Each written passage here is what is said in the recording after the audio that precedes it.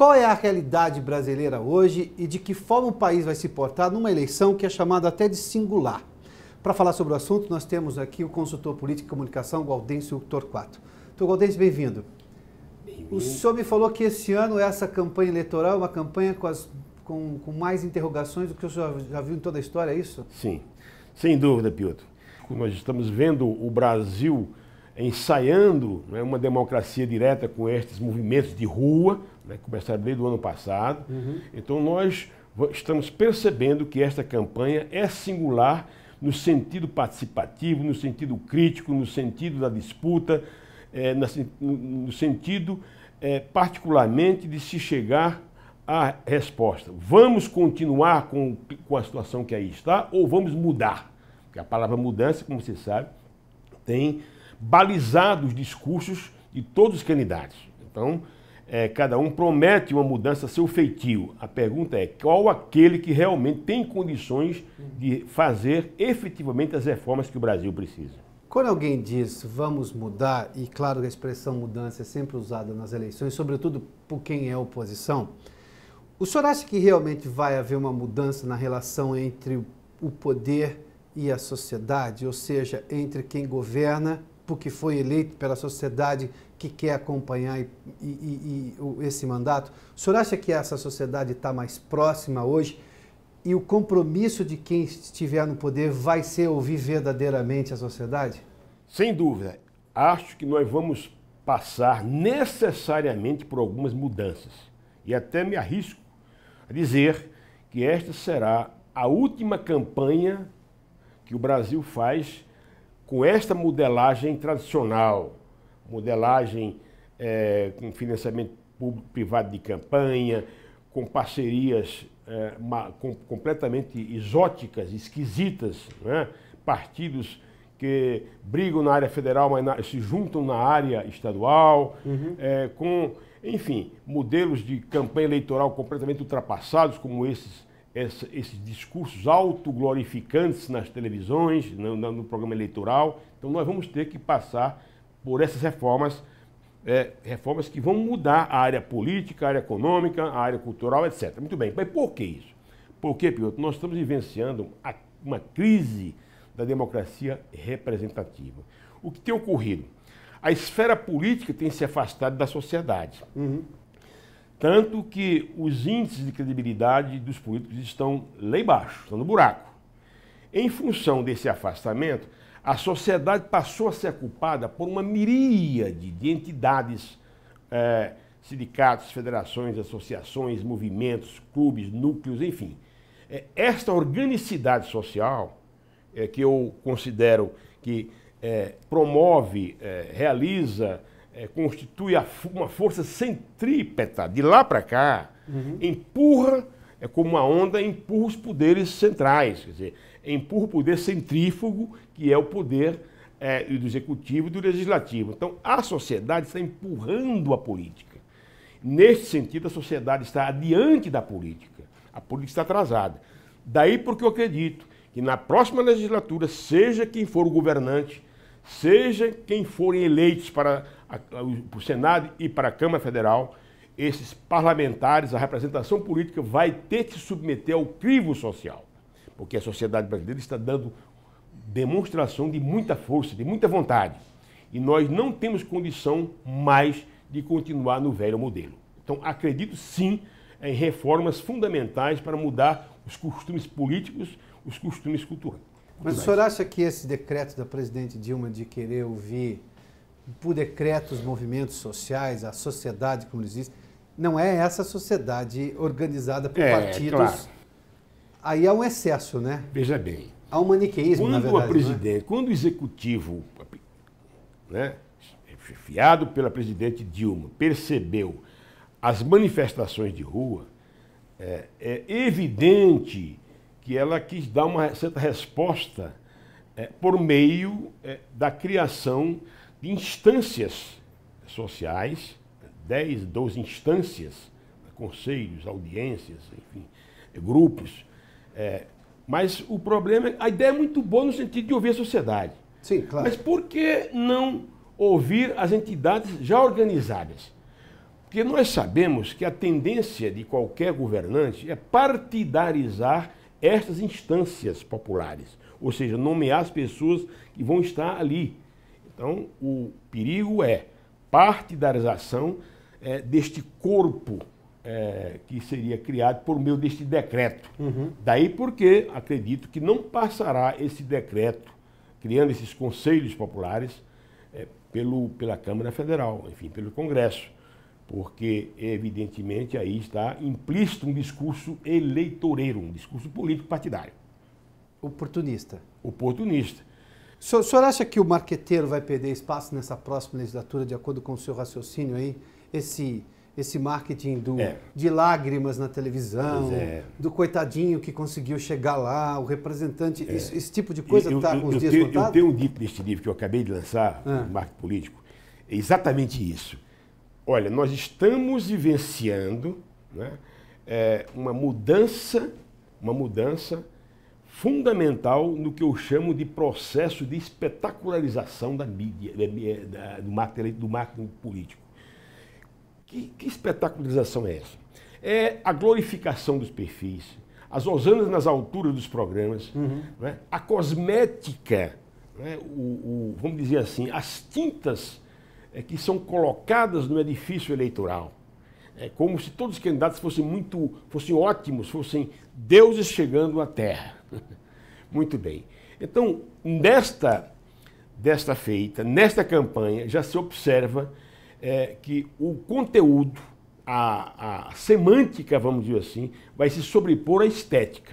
O discurso central, a proposta, ela terá mais importância do que a coisa bonitinha, espetaculosa, cheia de lágrimas, lacrimosa, de candidatos pegando criancinhas, beijando criancinhas. Este marketing, na minha visão, está começando a ser eliminado, a ser remodelado, em favor de propostas sérias, factíveis. Porque o eleitor brasileiro, hoje mais crítico, ele percebe quando há uma firula, quando há um drible, quando a pessoa promete gato no lugar de lebre. Então, o eleitor não entra mais nessa onda.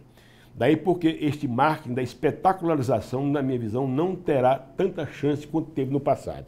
Aliás, começou na época Collor, com o marketing exacerbado, fazendo aquele Cooper diário, este marketing de exaltação, de exuberância. Mas na primeira campanha de Luiz Inácio Lula também foi demais. Também foi demais, né? Show, emoção, criancinhas gritando, o país mudando, enfim.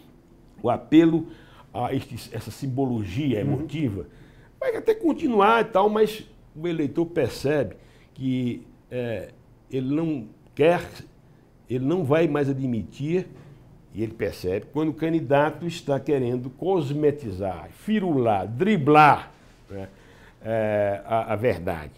Então, Godinez, que democracia o senhor acha que temos hoje no país? Qual o tamanho da democracia brasileira, a real, a que se pode sentir, apalpar, vivenciar? Que nível de democracia tem hoje no Brasil, na sua opinião? Veja bem, é preciso analisar essa questão sob diversos ângulos. Primeiro, a democracia representativa vive uma crise em todo o mundo, não é apenas no Brasil. Então, ressalta aí. Quais são os fundamentos que amparam esta tese? O declínio dos parlamentos,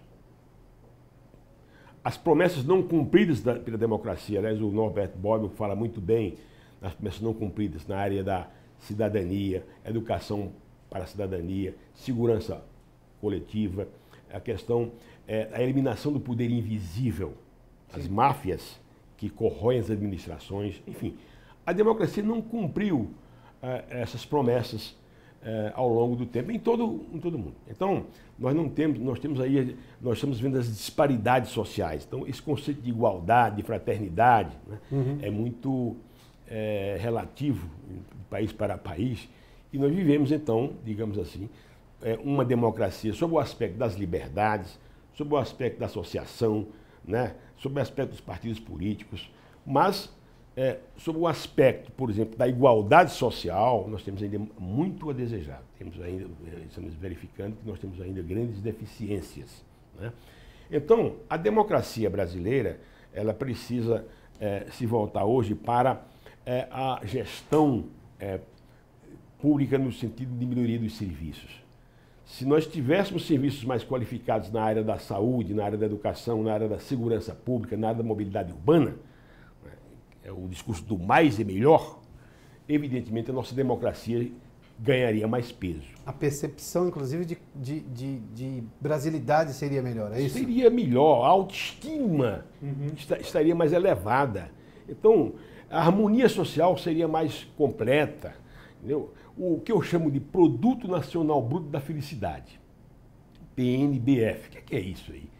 Isto é amálgama, uma mistura de tranquilidade, de escolas boas, bem qualificadas, próximas às casas dos alunos, né?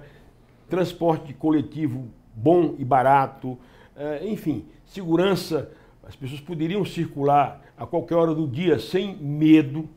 Evidentemente que esses fatores corroboram o que eu chamo de Produto Nacional Bruto da Felicidade.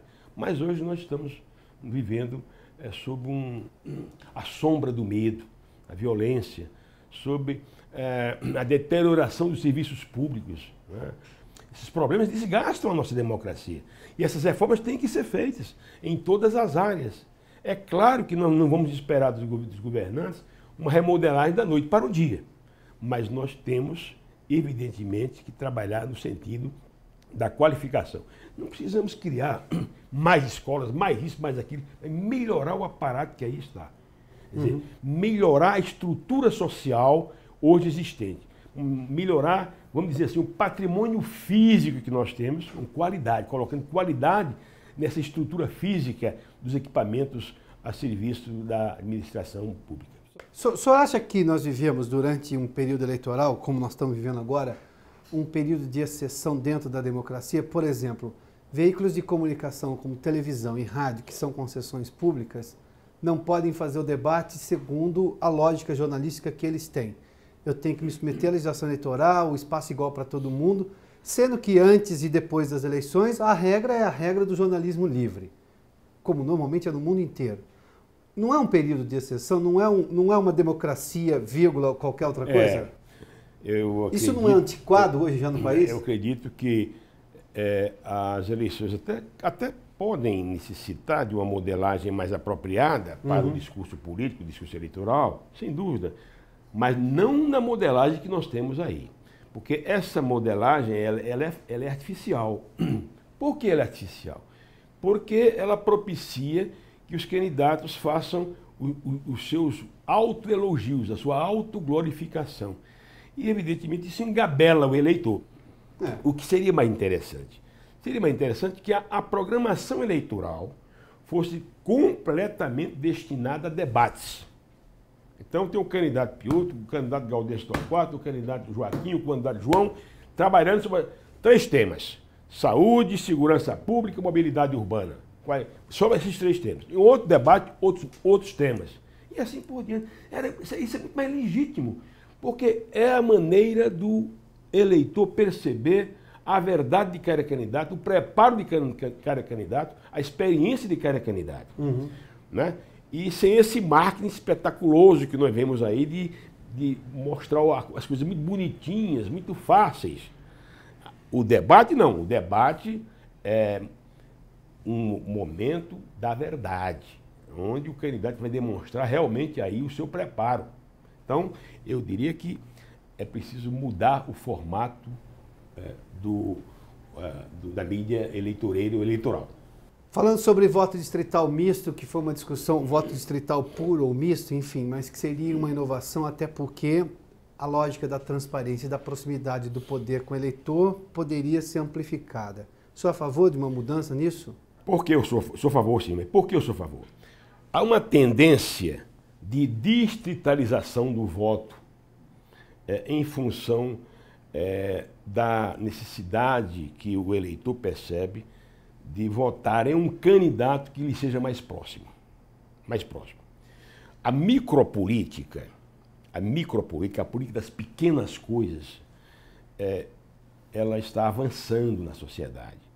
Esse conceito de organicidade social, né, sindicatos, federações, associações, etc., esses grupamentos, eles fazem pressão sobre o poder central, que significa? Significa que os eleitores reunidos em suas categorias profissionais, reunidos em suas regiões, passam a reivindicar dentro dessas associações os seus pleitos, passam a pedir, a exigir demandas específicas. Essas demandas são encaminhadas depois do poder político. Muito bem. Então, há hoje a necessidade de se votar de acordo com as demandas de uma região, de um bairro, né? De uma categoria profissional. O que significa? Significa um compromisso mais estreito entre o eleitor e o candidato. Então, percebe-se isso no Brasil. Nos últimos anos, o eleitor tem se acostumado a votar no candidato que atenda mais rapidamente e de maneira plena as suas demandas. Em São Paulo, mesmo na região como São Paulo, a votação regional é muito forte. Nas regiões escolhem os seus candidatos. Uhum. Ora, isso converge para o conceito do voto distrital. Então vamos fazer um voto distrital, que é um voto que realmente é mais legítimo do ponto de vista de atender às demandas específicas. Se não quisermos adotar ainda, por conta da inovação, o voto distrital puro, que se adote a mecânica do voto distrital misto, como parte da representação é eleita pelo voto distrital, né? E a outra parte pelo voto proporcional. Então você tem duas listas, né? Alguns candidatos que serão escolhidos pelo voto proporcional, entendeu? Uhum. E o outro pelo voto distrital. Então você pode combinar um voto distrital misto, sem dúvida. Até chegarmos à experiência mais adiante para a implantação do voto distrital puro. O senhor acabaria com a reeleição hoje ou não? É uma pergunta complexa. Se nós tivéssemos, veja bem, uma modelagem política com partidos programáticos, sem as excrescências que estamos vendo hoje, uma figura do senador suplente, sem as coligações proporcionais que permitem que candidatos que tiveram 200 votos sejam eleitos, né? E candidatos com 100 mil votos não sejam eleitos. Uhum. Essas coligações proporcionais permitem isso. Sim. Se nós tivéssemos regras mais transparentes, mais claras, mais sérias, é evidente que os partidos se conformariam, digamos assim, com mandatos na área da presidência de 5 anos, por exemplo, 5 anos, sem reeleição. Agora, o problema é que a reeleição hoje propicia um handicap, uma vantagem para quem já está no poder. Você não sabe a importância de uma estrutura governativa a serviço de um candidato à reeleição. Então, há um apoio indireto aí. Mesmo dentro da lei? Mesmo dentro da lei. Pô, escuta, as pessoas que têm, sabe, digamos, são 30 mil cargos na área das assessorias, né? Das empresas estatais, etc. Você acha que esses pessoas... É cargo de confiança, né? Cargo de confiança, então. Você acha que esse pessoal não gostaria de continuar? Então, nós estamos identificando nesse contingente que trabalha nas máquinas administrativas, uhum, né, ao nível federal, estadual, municipal, nós estamos verificando que este pessoal funciona como uma espécie de um cabo eleitoral indireto, a defender o governante que está ali. Então ele é uma extensão da máquina. Mas não é mais fácil diminuir, então, os cargos de confiança? O presidente americano tem menos cargo de confiança do que o presidente brasileiro, não é? Sabe como é que poderíamos fazer isso? Sabe qual é o modelo ideal? Nós teríamos um modelo ideal se nós tivéssemos um parlamentarismo. Porque no parlamentarismo nós temos um corpo técnico imutável, está ali, corpo técnico imutável, mudam-se as cúpulas, né, o mando é transferido para outro comando, vamos dizer assim, entendeu? Mas a parte técnica continua, no parlamentarismo. Né? Uhum. Parlamentarismo. Agora, no presidencialismo de caráter imperial, como nós temos, caráter absolutista, por que você pergunta? Por que absolutista?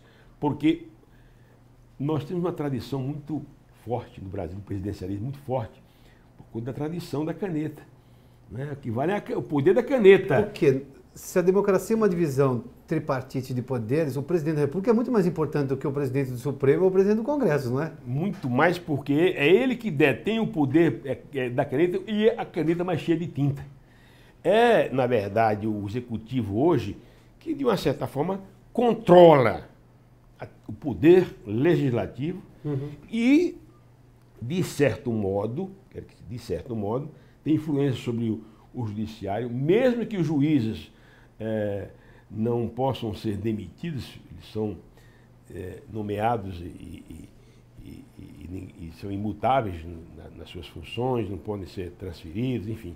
Mas os juízes, estou falando da Suprema Corte, mas são nomeados pelo presidente da República. Sim. Então há uma certa, digamos assim, uma certa vantagem do poder executivo sobre outros poderes. Essa tradição presidencialista também é herança da cultura ibérica, da cultura portuguesa, né? Temos isso aí desde a colonização, evidentemente, não é? Poder dos donatários. Aliás, eu sempre digo que nós temos uma tradição no Brasil que vem lá de trás. A política, ela hoje está muito enraizada nas capitanias hereditárias. Quando o Dom João III, em 1534, criou as 14 capitanias hereditárias e distribuiu essas capitanias aos seus amigos donatários, ele estava repartindo o poder político, né? Hoje nós vemos no Brasil algumas capitanias, né, hereditárias sendo comandadas por algumas famílias, você sabe muito bem, em algumas regiões. Então, aí nós temos a árvore do patrimonialismo. A grande árvore do patrimonialismo, né, que deu seus frutos. O patrimonialismo, para explicar melhor, é a apropriação do espaço público pelo negócio privado. As pessoas, quando são eleitas, elas pensam que o mandato pertence a elas e não ao povo que as elegeram. Não se conjuga o verbo servir no Brasil, né? De servidor, né? Pois é. Então, esse patrimonialismo, ele deu fruto do fisiologismo, do mandonismo, do familismo, do grupismo, do caciquismo, do coronelismo. Então, são os frutos do patrimonialismo. Esses frutos estão aí, de uma certa forma, impregnando os nossos costumes políticos ainda hoje. E quem tem mais força? O executivo, o poder da caneta. Doutor Gaudêncio, muito obrigado.